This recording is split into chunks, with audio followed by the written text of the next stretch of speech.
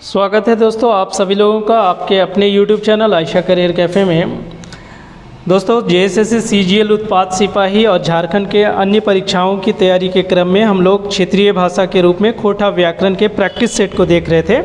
अभी तक हम लोगों ने प्रैक्टिस सेट 7 किया है। आज हम लोग प्रैक्टिस सेट 8 को करने वाले हैं, जिसमें मैंने बहुत सारे महत्वपूर्ण प्रश्नों को आपके समक्ष लेके आया हूं। उम्मीद करता हूं कि आपको ये सारे प्रश्न अच्छे लगेंगे। तो चलिए शुरुआत करते हैं आज का ये practice set number 8।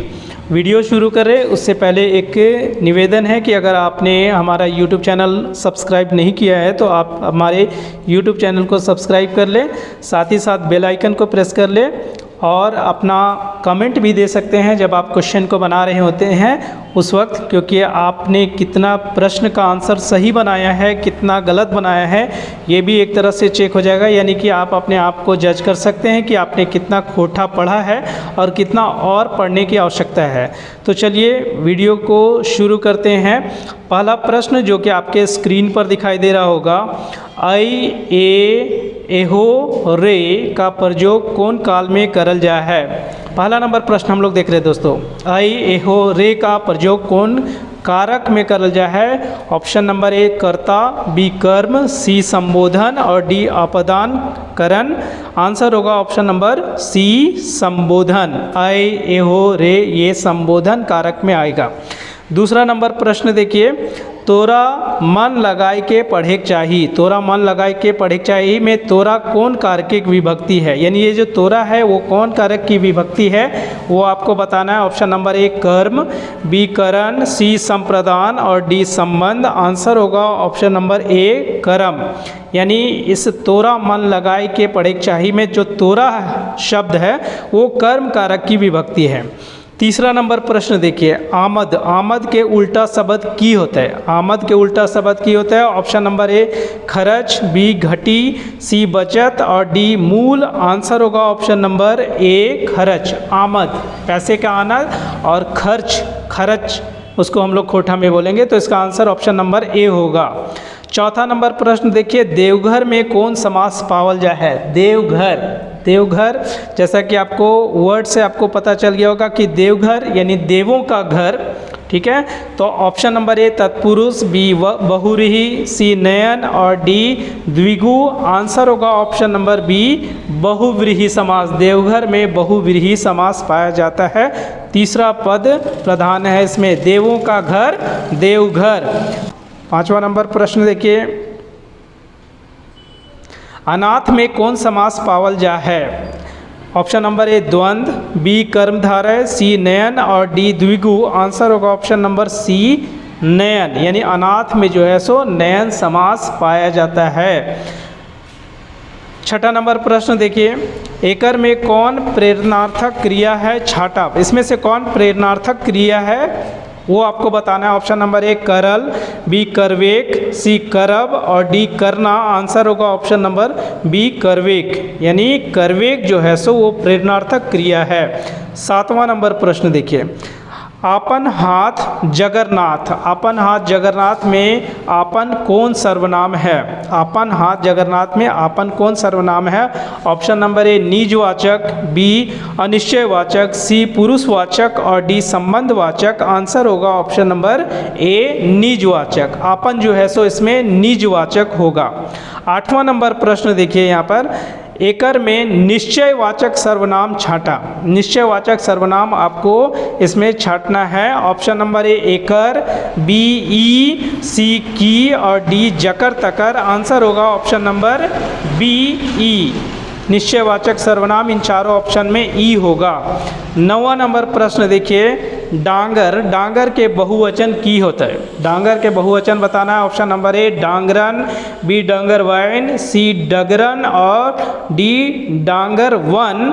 Option number B इसका आंसर होगा डांगरवाइन। यानी डांगर यानी पशु, उसका जो बहुवचन होगा वो डांगरवाइन होगा।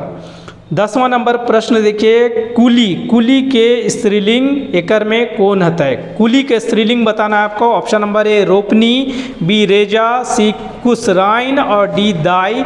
आंसर होगा ऑप्शन नंबर बी रेजा। कुली के स्त्रीलिंग इसमें रेजा होगा। 11 नंबर प्रश्न देखिए, गते गत चला में गते गते काह के, यानी ये जो गते गते है वो क्या है? ऑप्शन नंबर ए कारक, बी सर्वनाम, सी क्रिया विशेषण और डी संज्ञा। आंसर होगा ऑप्शन नंबर सी क्रिया विशेषण। गते गते चला में गते गते क्रिया विशेषण होगा। 12 नंबर प्रश्न देखिए, 12 नंबर में है तातल भात खाए चाहिए। तातल भात खाए चाहिए यानी ताज़ा भात खाना चाहिए। ई वाक्य में तातल का है, तातल को बताना है। ऑप्शन नंबर ए परिमाणवाचक, दूसरा गुणवाचक विशेषण, तीसरा संख्यावाचक यानी संख्यात्मक विशेषण और डी क्रिया विशेषण। आंसर होगा ऑप्शन नंबर बी गुणवाचक विशेषण। तातल भात खाए चाहिए में तातल जो है सो वो गुणवाचक विशेषण है। 13 नंबर प्रश्न देखिए, पेट भैर खा। पेट भैर खा में भैर का हक है, ये जो बताना है कि भैर क्या है? ऑप्शन नंबर ए क्रिया, बी संज्ञा, सी अवयव और डी क्रिया। 2 बार क्रिया लिखा गया है, देखिए तो कोई बात नहीं है, इसमें ऑप्शन नंबर सी इसका आंसर होगा अव्यय। पेट भैर खा में भैर जो है वो अव्यय होगा। 14 नंबर प्रश्न देखिए, एकर में से भाववाचक संज्ञा छांटना है आपको। भाववाचक संज्ञा बताना है। ऑप्शन नंबर ए गीदड़, बी सियान, सी बूढ़ा और डी बुढ़ारी। आंसर होगा ऑप्शन नंबर डी बुढ़ारी। बुढ़ारी जो है सो वो भाववाचक संज्ञा होगा इसमें। 15 नंबर ऑप्शन देखिए, ऋण शब्द के खोटा में कैसे लिखल जाए है वो आपको बताना है। ऑप्शन नंबर ए ऋण यानी री और मूर्धना वाला ऋण, बी में देखिए ऋण हर्षी वाला ऋण, सी में देखिए ऋण दीर्घई वाला ऋण और डी में ऋण। आंसर होगा ऑप्शन नंबर बी ऋण यानी कि हर्षी वाला ऋण होगा आपका।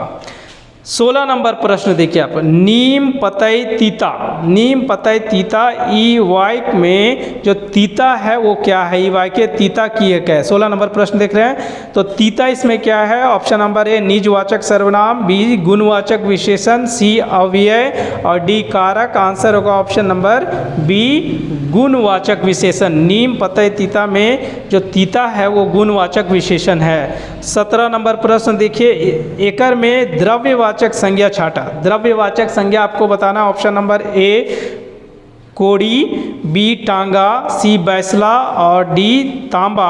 आंसर होगा ऑप्शन नंबर डी तांबा। द्रव्यवाचक जो है सो मटेरियल नाउन वो आपका तांबा होगा इसमें। 18 नंबर प्रश्न देखिए, ओखनी आइला। ओखनी आइला में कौन काल है छाटा, यानी ये जो वाक्य है ओखनी आइला में कौन काल है, कौन सा काल है वो बताना है। ऑप्शन नंबर ए सामान्य भूतकाल, बी हेतु मद भूतकाल, सी सामान्य भविष्यत काल और डी अपूर्ण भूतकाल। आंसर होगा ऑप्शन नंबर ए सामान्य भूतकाल। ओखनी आयला यानी वो आया है, ठीक है, वो आपको यहाँ पर इंगित कर रहा है। 19 नंबर प्रश्न देखिए, यज्ञ। यज्ञ हिंदी शब्द एक सही खोटावर्तनी काव्य है, यानी यज्ञ को जो है सो खोटा में हम लोग किस प्रकार लिखेंगे वो हमको बताना है। ऑप्शन नंबर ए यज्ञ, बी जयगा जैग, सी यज्ञ और डी जयज्ञ। आंसर होगा ऑप्शन नंबर बी जैग। यज्ञ को हम लोग जाईगा जैग हम लोग बोलेंगे। और अंतिम प्रश्न देखिए दोस्तों, 20वां नंबर प्रश्न, सूप। सूप के उन्नार्थक शब्द की होता है। सूप हम लोग घर में यूज़ करते हैं सूप, उसका उन्नार्थक शब्द या उन्नार्थक संज्ञा क्या होगा वो आपको बताना। ऑप्शन नंबर 1 खांची, बी टोकरी, सी सुपली और डी टोपरा। आंसर होगा ऑप्शन नंबर सी सुपली, यानी सूप के उन्नार्थक शब्द जो है सो इसमें सुपली होगा। तो इस प्रकार दोस्तों इस खोटा व्याकरण के प्रैक्टिस सेट नंबर 8 से हम लोगों ने 20 महत्वपूर्ण वस्तुनिष्ठ प्रश्नों को किया। उम्मीद करता हूं कि ये वीडियो आपको पसंद आया होगा। अगर वीडियो पसंद आई हो तो वीडियो को एक बार लाइक करें, शेयर करें और अपना कमेंट जरूर दें। और अगर आप चैनल पर नए हैं तो चैनल को एक बार सब्सक्राइब कर लें, ताकि मेरे आगे आने वाले जितने सारे वीडियोज़ होंगे उन सब के नोटिफिकेशन सबसे पहले आप तक मिले दोस्तों। धन्यवाद।